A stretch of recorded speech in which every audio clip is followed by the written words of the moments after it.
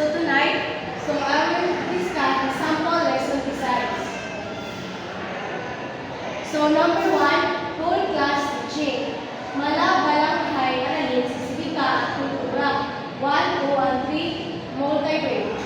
So number 1, layunin. Sa tulong ng mga iba't ibang gawain, ang mga mag-aaral ay naasahang makapaggagawa sa mga sumusunod na may 85% kabastuhan. So ito ang apat na layunin. Una ay tutukoy ang mga karapatan ng bawat Pilipino. Pangalawa, naigagalang ang mga karapatan ito.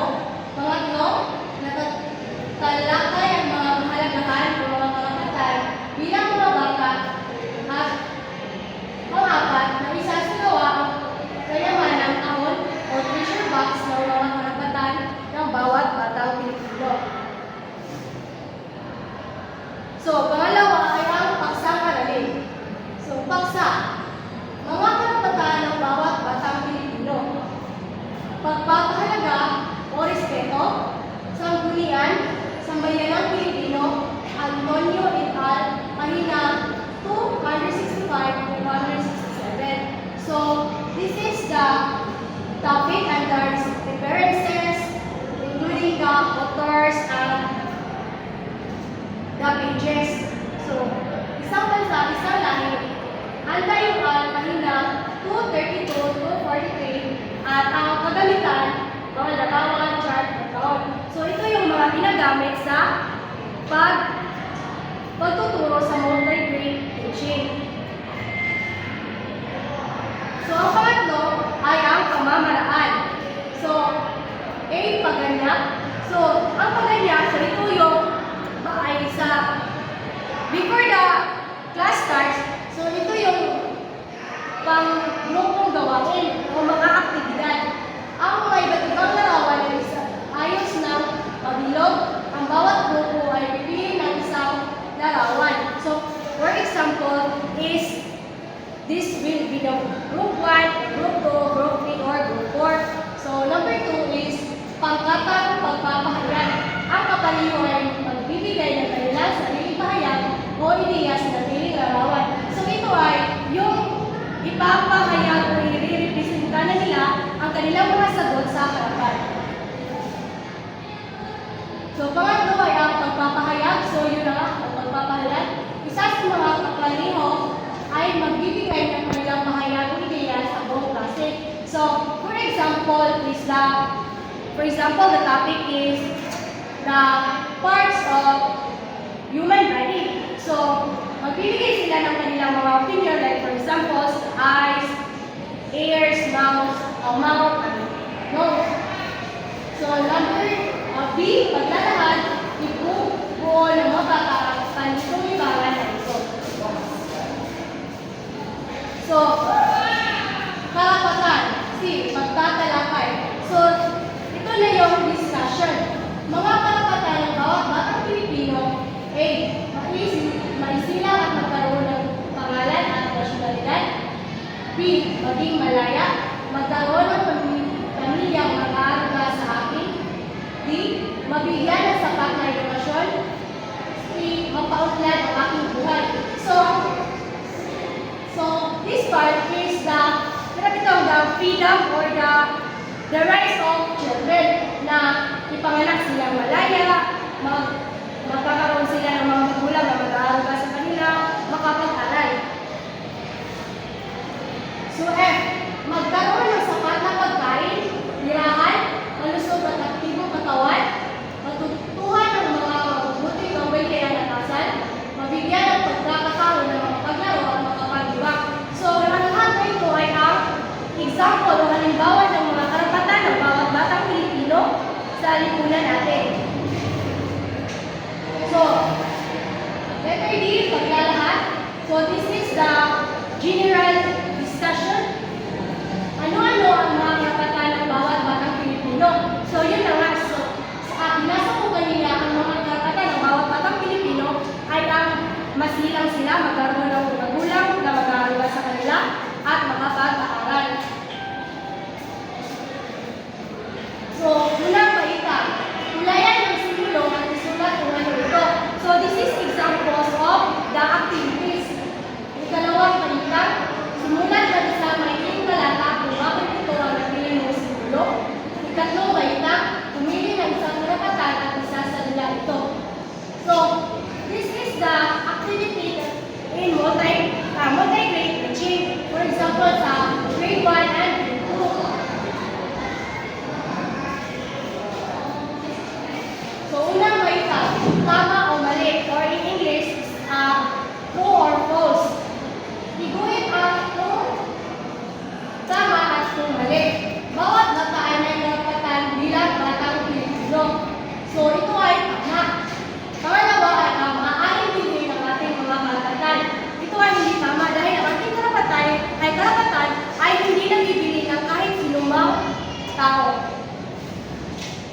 So, ikalawang balita, pagpipili o multiple choice.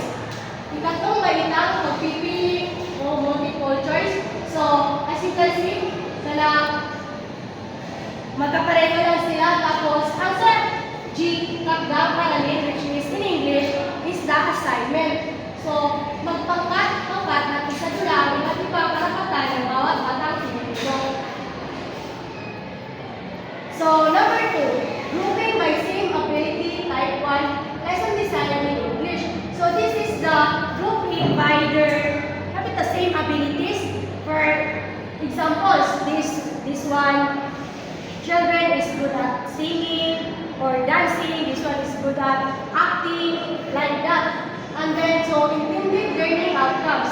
Through APO, the multi-grade pupils must have done the following with 25% correctness.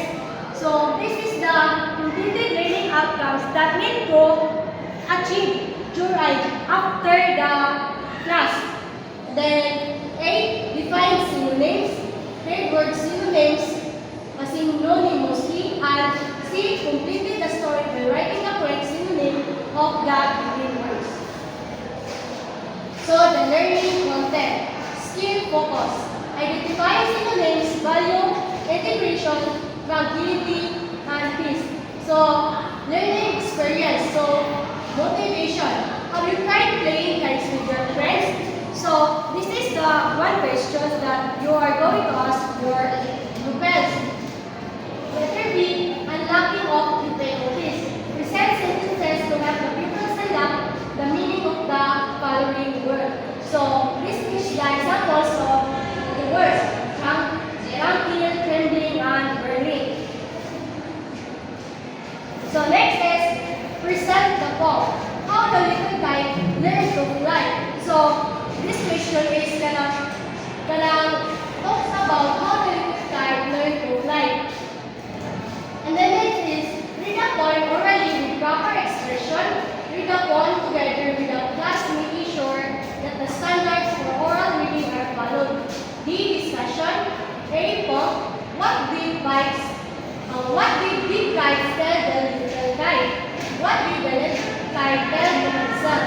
How did the little kite feel as he rose up in the sky? If you were a little kite, would you do the same thing? So this is one of those examples from the poem entitled How the Little Kite Learned to Fly. So next is facilitate a discussion of response. So this is where the role of a teacher, which is the facilitator. Be skillful, ask the pupils to point out which words have the same meaning with the following: sad, happy, tall, hot, fast, or pretty. And next is guide the pupils to pair words having the same meaning. So, next is the generalization. What are synonyms? So, this is the question. So, synonyms, it is the ito yung mga salitang magkakapareho ng meanings. So, F is application. Match word with the same meaning. So, diagnostic test. Have the pupils answer a 10-item test of synonyms. So, H is grouping by ability. So, this is the what I said earlier, grouping by ability. For example, singing, or acting, or singing. So, number 2, grouping by same ability, type 2. So, this is the same as the group, type 1. So, lesson design mathematics. So, this subject is mathematics, and learning objectives provide activities the multiple pupils with 80% efficiency are expected to. So, these intended learning objectives. So, it is the part where the students need to achieve. So, A, identify primary and secondary directions. B, build the original vocabulary. And C, enhance ability to follow the directions and locate places to map